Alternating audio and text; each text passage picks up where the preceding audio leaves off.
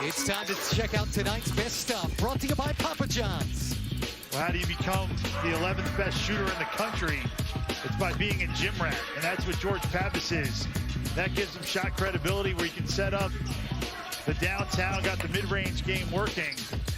But he's a guy who loves to play. He understands the game, and Coach King Rice let us know that he'll probably play pickup in the parking lot after the game. He'll play anytime, anywhere you want a game. George Pappas is there, and he continues his hot shooting. 5 for 8 from the field and 2 for 4 from downtown. And then maybe when he's done with the pickup game, eat some Papa John's. Oh, no doubt. You get the garlic dipping sauce, you get the cheese sauce, sausage. Is there one anywhere near Dratty Gym? Nothing's open right now. You get the takeout, man. Get the takeout on the bus. That's true. But Pappas is, you can tell the guys who love to play. And he loves to compete, and he loves to play. And he's a leader on the court. I mean, he is constantly communicating with his teammates, telling them what to do. Big miss for Warren Williams out of the timeout.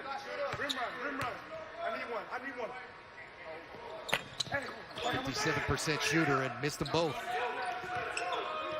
Manhattan hasn't been there much. Only attempts 8 and 9, 5 of 9 as a team. But boy, did they need him. Now, can you get enough stops if you're Steve Masiolo's Jaspers? This is already a good possession for Monmouth. They're using a lot of the clock. Shot clock down to 5. Pappas. That would have pretty much sealed it. A rare miss.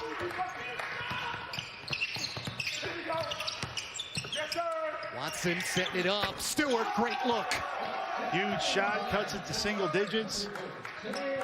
Now watch the run and jump press. So it's going to be inbounded, and they're going to jump off of the, wow, that's a tough call, but they were going to jump off the inbounder to trap down low. And they get the hold before the inbound. I don't know. There's been a lot of grabbing going on. That was maybe the least grabbing I've seen tonight. Just a little bump. Really the only advantage for Manhattan, no time off the clock. But 2 shots for both these teams rest of the way. Has been like that for a while. And Miles Ruth gives him one there. But on the offensive end, with 2:45 left to go for Manhattan, it's the same idea. It's get in the paint, whether it's a post or it's an Ant Nelson drive, but don't have the blinders on. Look for the kickouts, look for the dish down low to the dunker spot. And we get a foul on the clear out. And it goes on Marquise Watson. So you get 2 misses and then a couple opportunities at redemption. Let's get a look. Watch Marquise Watson. I think they got the wrong guy. Yeah, I think it was Elijah Buchanan down low, if anything.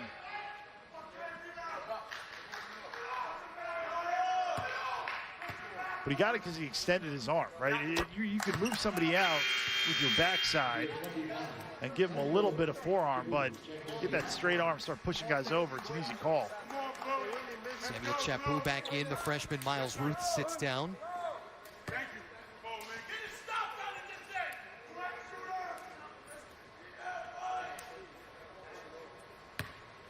Game honors tonight for Malik Martin. 18, but couldn't get both. 8-point game. Watson attacking. And again, everything but the finish. Left it short on the rim.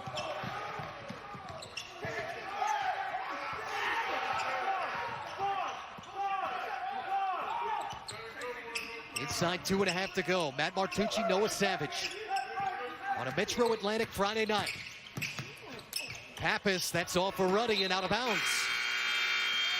Yeah, Nikkei Ruddy wasn't ready as George Pappas had a really nice fake and then pass. I thought that was a nice dish, but a little too much sleight of hand.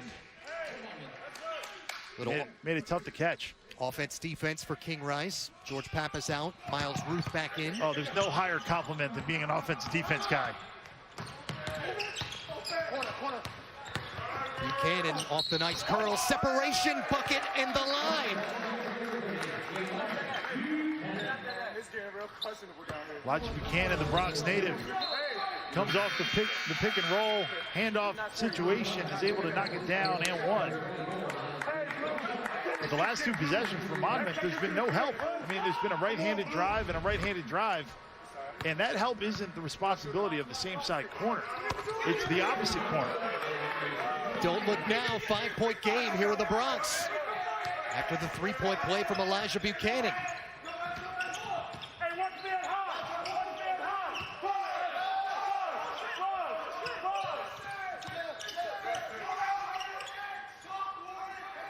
And now you're a stop away and a made bucket from a possession.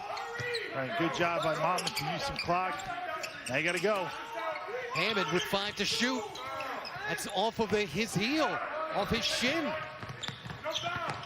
Nelson, what a find. Williams and the late whistle on Hammond. Oh. How about Ant Nelson faked out the entire defense, looking the opposite way. Look at Ant Nelson's eyes. He's looking right side, right side, right side. He knows exactly where Warren Williams is. Great dish. And that is a tough call on Dion Hammond, giving Warren Williams a little bit of a taste of his own medicine with the great block from behind, but a little bit of contact down low. Rebound. Only a 1 of 4 night for Williams, and it continues. You have to improve your free throw shooting if you're a big man and you play physical and you play inside. I mean, you're going to get fouled a lot. That can bring your average up 5 or 6 points just by knocking down easy ones. 4-point game. Stewart nearly had a steal and a foul on him.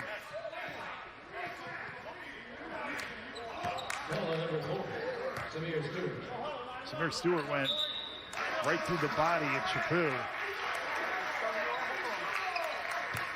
He's not happy with the call, but his body positioning when Chapu stopped, he went right through his backside. The picture of both coaches, if you're Steve Masiello, you probably feel really good that you've been able to hang this long and that you still have a shot to win this game. If you're King Rice, this is the longest 91 seconds of your life. Right, and in terms of pace, in terms of physicality, Manhattan has done what they set out to do.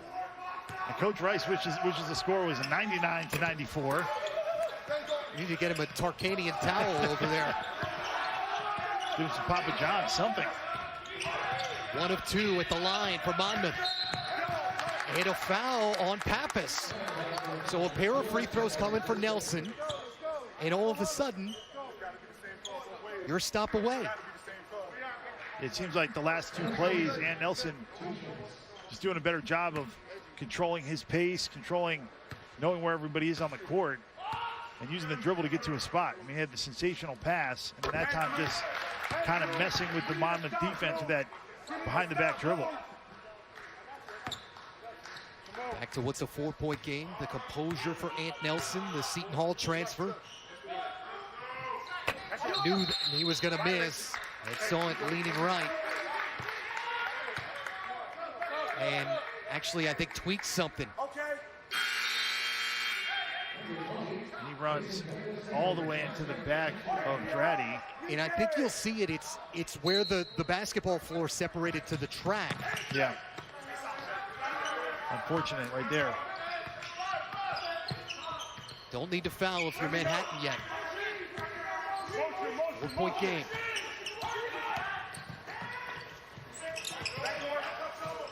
Monmouth just trying to close it out in a game where they've led by 13 points 2 different times. Chapu, 5 to shoot. Stewart with good D. Martin looking for the seal of this game. Williams going to the floor. Timeout Manhattan. Great box out inside by Warren Williams, and then able to get on the floor. Heads up play to call timeout. Now you're down 4 when you're Manhattan, okay? Monmouth's in the bonus. The last thing you want is contested 3-point shots. You want to penetrate, get to the bucket, and kick it out for open ones. You don't want a contested 3 when you're down 2 possessions. Get to the hoop first.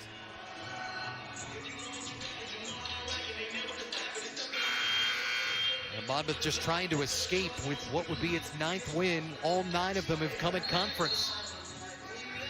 A tight one here No doubt we might be in for more of the same thing tomorrow. Another full day of college hoops across all of our networks. Carolina and Duke, Sonic Plus Blockbuster at 6 Eastern, then the border battle, number 18 Tennessee and Kentucky at Rupp Arena. Both of these games on ESPN and the app, so you can watch anywhere.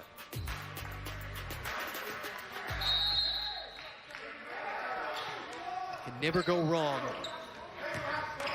Roy Williams and Mike Krzyzewski, their respective programs.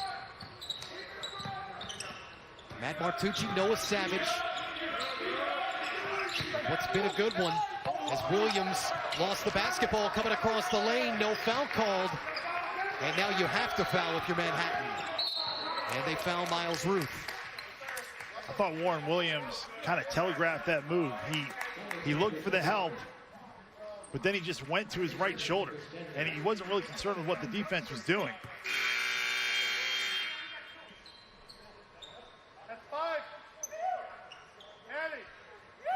Well, what's an active weekend for both the Manhattan men and women. Women's team with what's an ESPNU matchup tomorrow. Noon against the Peacocks, St. Peter's. Ruth with another big miss. They're leaving the door open here. Freshman who played not too far away at Don Bosco in New Jersey. And another guy with a lot of potential. I mean, doesn't shoot a lot, but shooting 50% from behind the three-point line, he could really play. 12 missed free throws tonight for Monmouth on the road. 71% as a team. And that one pushes this back to 5.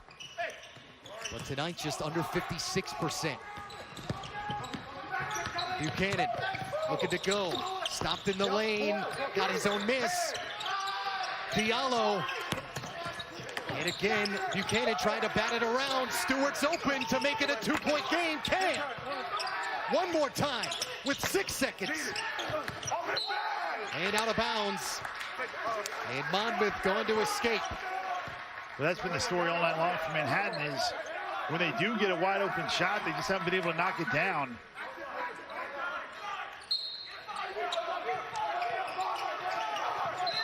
And that makes them 7 for 28 from behind the arc this evening.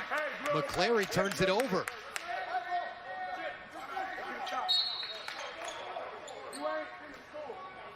Got to go to your quick hitters here. And 4 seconds left. Get a 3. Like, you know, now it's the get your shooters an open 3, but it's just been a tough night shooting the basketball. And, you know, for as physical as Manhattan played, they've only gotten to the free throw line 12 times. The first of what's a back-to-back in this series. After tomorrow night's 9 o'clock tip, you get Iona, and then on the road at Canisius for 2 consecutive. So you get 5 sets based on the new MAC protocols this year. 5 sets of home, 5 sets of away. And I played back-to-back in the Ivy League, but we always play different opponents. So the dynamic of playing the same opponent 2 consecutive days is so strange because you think about the matchups where you hate somebody on the other team and you have a rivalry against some guy and you get them 2 days in a row. I mean, I got to think that only makes your dislike of the other team greater. You see Monmouth, a couple of road games at Ryder and then home against Fairfield. That Ryder series is intriguing. That's a game that they lost on the road a year ago. And you know as well as I do, Kevin Baggett's team's such a different team when it comes to Alumni Gym versus their being on the road. Yeah, and you wonder, are these true road games? I mean, there's no crowd. It's just a strange year.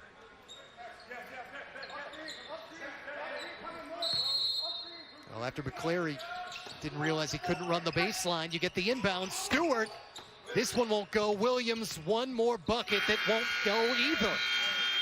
And Monmouth able to escape the 9th win of the year for King Rice and the Hawks.